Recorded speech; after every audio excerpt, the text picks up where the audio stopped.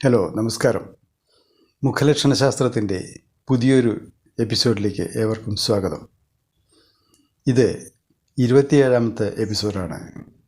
ഇന്നത്തെ എപ്പിസോഡിൽ ഒറ്റനോട്ടത്തിൽ മുഖത്ത് കാണപ്പെടുന്ന 3 ശ്രേഷ്ഠ ഭാഗങ്ങളും അവ ഒരു വ്യക്തിയിൽ പ്രതിനിധീകരിക്കുന്ന ലക്ഷണങ്ങളെ പറ്റിയുമാണ്. അതിനു മുന്നേ ഈ ചാനൽ സബ്സ്ക്രൈബ് ചെയ്യാനും ഷെയർ ചെയ്യാനും ലൈക്ക് ചെയ്യാനും ബെൽ ബട്ടൺ അമർത്താനും അഭ്യർത്ഥിക്കുന്നു. ആദ്യം സൂചിപ്പിച്ച ആ 3 ശ്രേഷ്ഠ ഭാഗങ്ങളെ എങ്ങനെയാണ് മനസ്സിലാക്കുന്നതെന്ന് നോക്കാം. ഇതിനുവേണ്ടി മുഖത്തെ 3 സാങ്കല്പിക സമാന്തര ഭാഗങ്ങളായി വിഭജിക്കണം. വളരെ എളുപ്പത്തിൽ ചെയ്യാവുന്ന ഒരു കാര്യമാണിത്. ഇവിടെ പറയുമ്പോൾ തോന്നുന്ന ബുദ്ധിമുട്ടൊന്നും തന്നെ അതിനില്ല. നെറ്റിയിൽ മുടി തുടങ്ങുന്ന ഭാഗം മുതൽ കൺപുരികം വരെയുള്ള ഭാഗത്തെ മുകൾ ഭാഗമായി വിഭജിക്കാം. ഇതിനെ മുകൾ ഭാഗം എന്ന് വിളിക്കാം. രണ്ടാമത്തെ ഭാഗം കൺപുരികം മുതൽ മൂക്കിൻ്റെ അടിഭാഗം വരെയാണ്. ഇതിനെ മധ്യഭാഗം എന്ന് വിളിക്കാം. മൂന്നാമത്തെ ഭാഗം മൂക്കിൻ്റെ അടിഭാഗം മുതൽ താടിയുടെ അറ്റം വരെയാണ്. ഇതിനെ അടിഭാഗം എന്ന് വിളിക്കാം. ഇങ്ങനെ മുഖത്തെ 3 ഭാഗങ്ങളായി തരംതിരിച്ചു നോക്കുമ്പോൾ പലരുടെയും മുഖത്തെ ഏതെങ്കിലും ഒരു ഭാഗം മറ്റു 2 ഭാഗങ്ങളെക്കാൾ ഒന്നുകിൽ വലുതായോ ഇല്ലെങ്കിൽ ചെറുതായോ ആയിട്ട് കാണപ്പെടാറുണ്ട്. മുഖത്തിൻ്റെ 3 ഭാഗങ്ങളും ഏറെക്കുറെ തുല്യമായ അളവിലാണെങ്കിൽ ശ്രേഷ്ഠത നോക്കേണ്ട ആവശ്യവുമില്ല. ഇനി ഇങ്ങനെയുള്ള ശ്രേഷ്ഠതകൾ സൂചിപ്പിക്കുന്ന ലക്ഷണങ്ങൾ എന്തൊക്കെയാണെന്ന് നോക്കാം.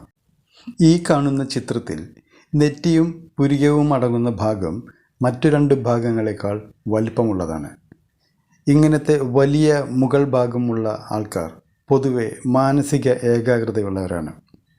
കൂടാതെ ഇവർ ബുദ്ധി സാമർഥ്യമുള്ളവരും യുക്തിപരമായി ചിന്തിച്ച് പ്രശ്നങ്ങൾ കൈകാര്യം ചെയ്യുന്നവരുമാണ്. വിവരാടിസ്ഥാനങ്ങളിൽ നിന്നും വാസ്തവങ്ങളിൽ നിന്നും കിട്ടുന്ന അറിവുകളോടാണ് ഇവർക്ക് താല്പര്യം എന്ന് പറയാം. ഇവിടെ കൺപുരികം മുതൽ മൂക്കിൻ്റെ അടിഭാഗം വരെയുള്ള ഭാഗമാണ് വലുതായിരിക്കുന്നത്. ഇത് ഒരു വ്യക്തിയുടെ അതിമോഹം, പ്രതാപം, പദവി എന്നിവയോടുള്ള താല്പര്യമാണ് സൂചിപ്പിക്കുന്നത്. അതുകൊണ്ട് ഇങ്ങനത്തെ മുഖമുള്ള വ്യക്തികൾ അതിമോഹികളും പദവികളും പ്രതാപങ്ങളും ആഡംബരങ്ങൾക്കുമൊക്കെ പ്രാധാന്യം കൊടുക്കുന്നവരുമായിരിക്കും. ആയതിനാൽ ജീവിത നിലവാരം മെച്ചപ്പെടുത്താൻ ഇവർ നിരന്തരം ശ്രമിച്ചുകൊണ്ടേയിരിക്കും.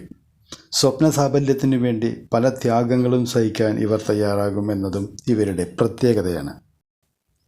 ഇത് മൂക്കിൻ്റെ അടിഭാഗം മുതൽ താടിയുടെ അടിഭാഗം വരെയുള്ള ഭാഗം വലുതായിരിക്കുന്ന മുഖത്തിൻ്റെ ചിത്രമാണ്.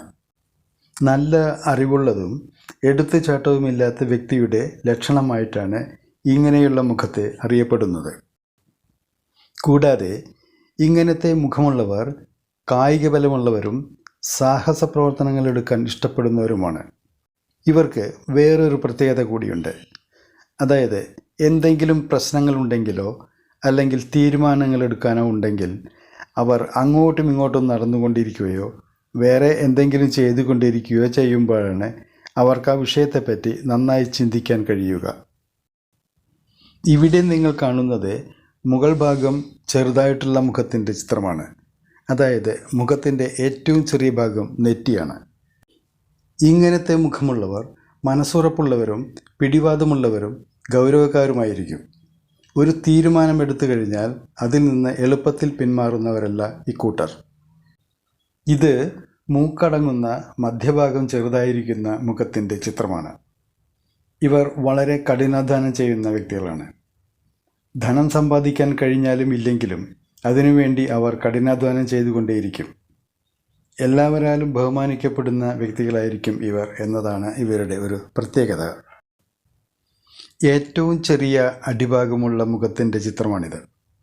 അതായത് മൂക്കിൻ്റെ അടിഭാഗം മുതൽ താടി അടങ്ങുന്ന ഭാഗം ഏറ്റവും ചെറിയതാണ്.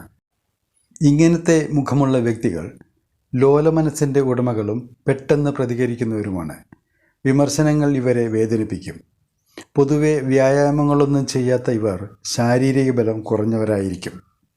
ഇത്തരക്കാർ കൂടുതലും ഇൻട്രോവർട്ടുകളാണ്. അതായത് അവരുടേതായ ആന്തരിക ലോകത്തിൽ ജീവിക്കുന്നവരാണ്. അതുകൊണ്ട് തന്നെ ചിലപ്പോഴൊക്കെ ഇവർക്ക് വഴിതെറ്റുവാനോ ആൾക്കാരുടെ പേരുകൾ മറക്കുവാനോ ഉള്ള സാധ്യതകൾ ഉണ്ടായേക്കാം. ഇതോടുകൂടി ഇന്നത്തെ വീഡിയോ ഇവിടെ അവസാനിപ്പിക്കുകയാണ്. ഈ വീഡിയോ ഇഷ്ടപ്പെട്ടുവെങ്കിൽ എൻ്റെ ചാനൽ സബ്സ്ക്രൈബ് ചെയ്യാനും ലൈക്ക് ചെയ്യാനും ഷെയർ ചെയ്യാനും ബെൽ ബട്ടൺ അമർത്താനും അഭ്യർത്ഥിക്കുന്നു. മുഖലക്ഷണശാസ്ത്രത്തിൻ്റെ അടുത്ത വീഡിയോയുമായി വീണ്ടും കാണാം. നന്ദി, നമസ്കാരം.